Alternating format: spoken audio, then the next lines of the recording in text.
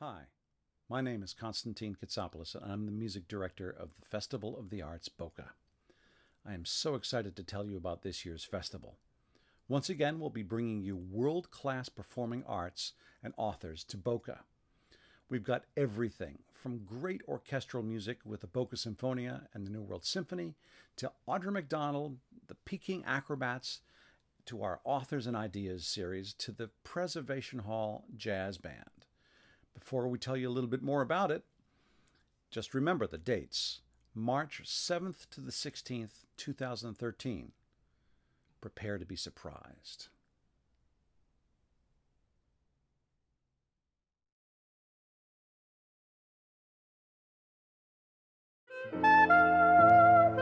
My parents got to New Orleans in 1961. They happened upon a parade in the French Quarter that led them back to an art gallery where there were these informal jam sessions taking place.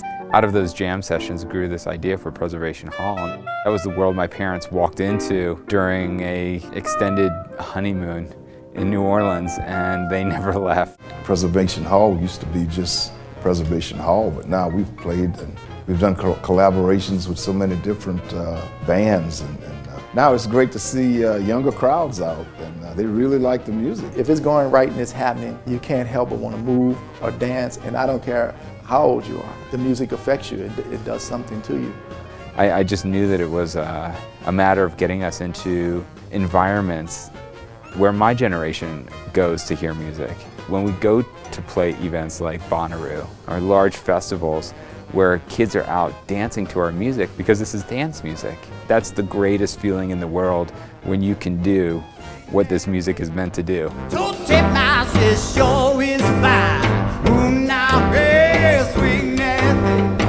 We play traditional jazz, but it's not in a box. Everyone that it touches, it does something to them, and they do something with the music. And that will keep the music alive. It'll never be boxed up. So it will breathe on and on and on.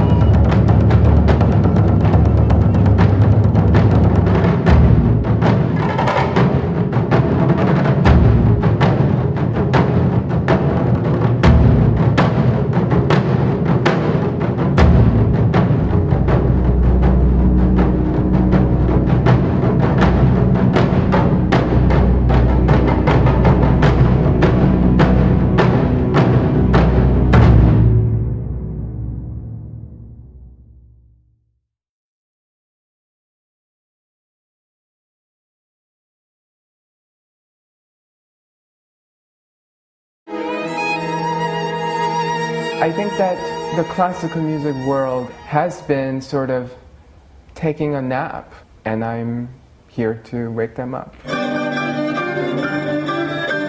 While studying at Juilliard, his teacher, the legendary violinist Isaac Proman, took notice of his extraordinary talent and took this young prodigy under his wing. Their audiences usually react with this collective to know that I have that kind of impact, even not having picked up my violin. That's when the performance really begins. It's the moment I am on the stage. The moment of the first gasp. Yeah.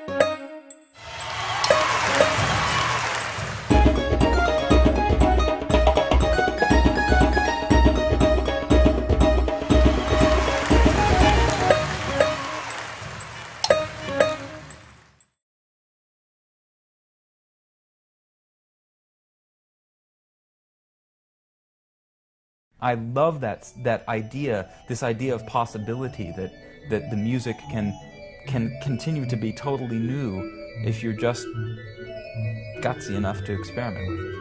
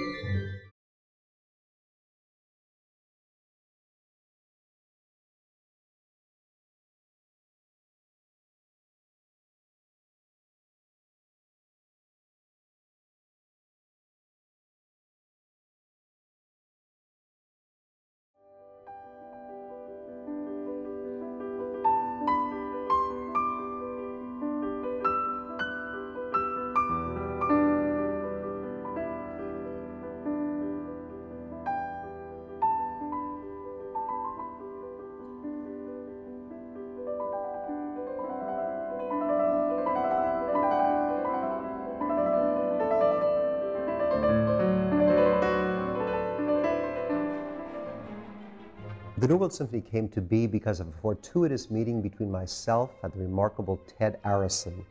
Both of us had in common our great love for music and our great concern for young musicians and the process by which they could enter their careers with the kind of dedication and knowledge which they need to have to be true leaders in the future of this wonderful art. And together we found a cause that we could both believe in and create this wonderful academy from which so many outstanding musicians have taken their place in the great orchestras and ensembles of the world.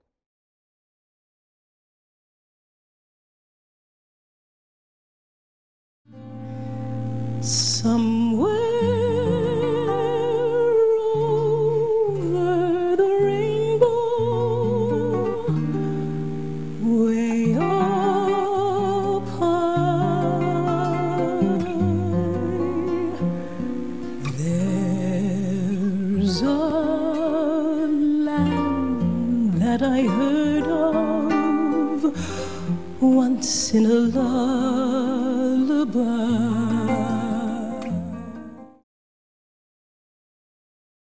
David Ignatius is an award-winning columnist for the Washington Post, as well as a novelist and lecturer with a unique perspective on global issues, including diplomacy, policy, and economics. He's written 8 novels, including Blood Money, and his bestseller, Body of Lies, that was adapted into a film starring Leonardo DiCaprio and Russell Crowe.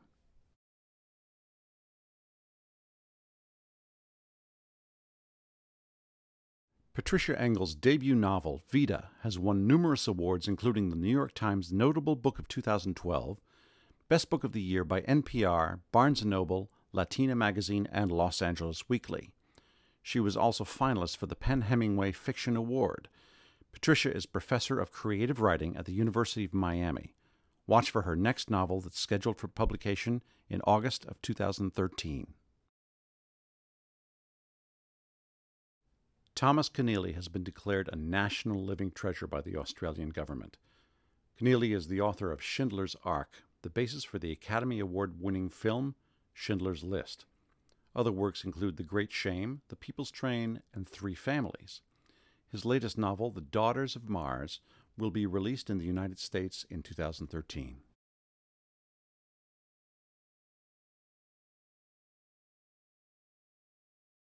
General George W. Casey, Jr. will speak on a soldier's view of international security.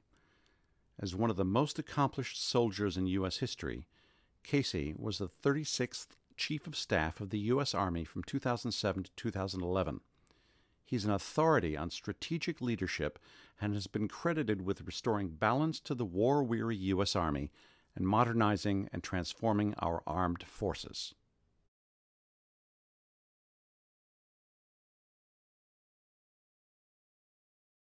What's the right thing to do?